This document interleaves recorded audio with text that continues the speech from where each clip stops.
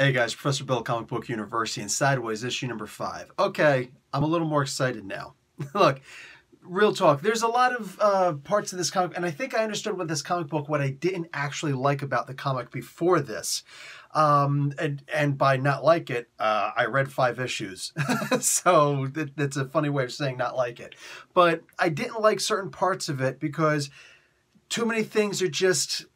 They're not even innuendo. They're like forced innuendo. It's like, okay, we're gonna go to here now. Now we're gonna go over here. Now we're gonna go over there. It seems like panels are skipped. It seems like the story is kind of not forced, but we get to from A to, let's say, C with skipping B. And sometimes it's more than just, you know, one skip. Sometimes it's a couple of skips. A lot of things are just like, oh yeah, just assume that such and such happened. Yeah, if you're in the writer's room, you could do that because you've already thought of what actually happens there. But we haven't. So, the original Spider-Man comic books, which this was based off of, the stories went at a very fast pace. There was a new villain, quite literally, every issue. You know what I'm saying? But that's not happening here. So, feeling like we're skipping over parts, it feels kind of weird. But at the same time, they are making a very cosmic background here. Now, the Tempest Fugonaut shows up in here again, and he's talking about the brain form and certain, you know, physical manifestations, the space between spaces and the time between time. That's actually kind of cool. As far as the space between spaces, I wasn't a physics major. I was an electrical engineer, and I had to study a lot of physics. And space between spaces, that's a very easy one to understand. You look at a table, 60% of it isn't actually there. You know what I'm saying? Possibly even 80%, depending on exactly how you look at it. Because in between the molecules, in between the atoms, there, you know, there's a lot of space. In between the molecules, there's a lot of space. So one of the reasons why you could take a sledgehammer and smash a wooden table and you can't smash an iron safe is because the density level, how much space is in between the two, and how, of course, how strong the molecular bonds are, but how much space is actually between, that's density. So I dig that. That's space between spaces. That's a beautiful thing. You know what I'm saying? We could want, like, what's smaller than a quark? And before some, you know, some show-off, some showman says, oh, hey, man, there's nothing smaller than a quark. Shh. Shh. Back in ancient Greece times, Grecan times, they said there's nothing smaller than an atom. And yet now we know there's a lot of things smaller than an atom. So I ask again, what's smaller than a quark? Okay, so moving on from there. We get to find out a whole lot there. As far as the time between times, there's no such thing. There's no such thing in real science, time between time. Before someone jumps on the idea of, hey man, it's a comic book, you don't have to, you know, shh, showman, calm down. Because if you just have Superman who wants to fly, some people would say, how does Superman fly? The rest of us is just like, who cares? He flies. But when you start to try and explain a thing, that's when people are going to pick it apart. You've got no problem with the idea that he's bulletproof and yet he can still move and things like that because you never tried to explain that.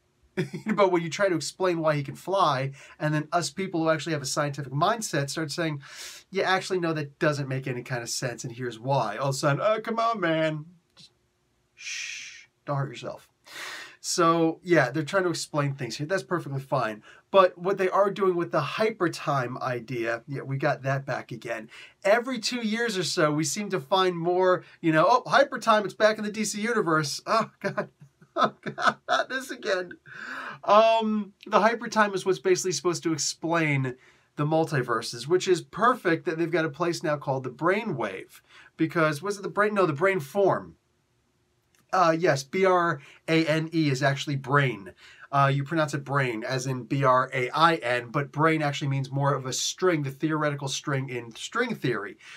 So, yeah, I love physics. God, I miss this stuff. I genuinely, in my heart, I miss this stuff so much.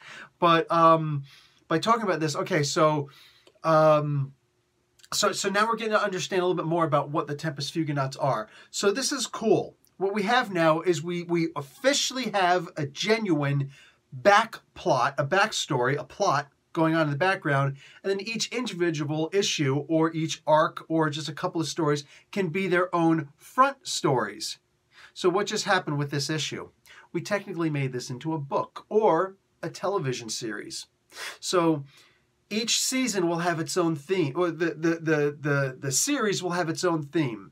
The series, the individual seasons will have their own themes, and each individual episode will have its own themes. Well, here, we're going to have the title, we're going to have each individual arc, and we're going to have each individual story, each individual issue. So, wow, what a great way to completely turn this on its ear. So, we're looking at Robert Gill and Justin Jordan, the storytellers, artists, all that good stuff. Really great way to turn this comic book around. Now, we still have a lot of the problems of just jumping from here to here, and the conclusions are just kind of like, oh yeah, we found out that, you know, Showman found out that you went to this school. How exactly? I don't actually want to go back and read the comic books, you know, that I already read and say, oh, it was from here, he was able to figure out. No, it was one of those things where it's pure supposition, just, hey man, suspension of disbelief. He figured out that he went to this school. Well, that's kind of silly, but okay. Fine. If you would have just said something, just said a little something like, oh, in the video, I could see the school in the background. Or you know, I could see you know, this landmark. So I could tell that you were in this district, this neighborhood. So obviously you went to this school. So, you know, based on your age and all that stuff. So, you know, anything along those lines would have been good. There's a new villain in here, the Showtime. This was a very interesting villain. This is a very interesting villain. First off, he didn't seem like a troll to me at all, and the character's not exactly strong, but I did enjoy his character. He trolls people, whether online or in person, and then the people who are around him, when they're getting mad at his trolling and fighting with each other or him, whatever, he increases in his physical strength, probably in his durability also. That's kind of awesome. I totally dig that because trolls get strength from, they get, you know, empowered by other people getting mad at them. If you don't know what I mean, there are plenty of YouTube channels out there that will, you know, that will give you a good idea of how that works. Most of them are like, I've been on social media like pretty much since the inception of social media. I was back in the chat rooms way back in the day. Yeah, I 100% believe you.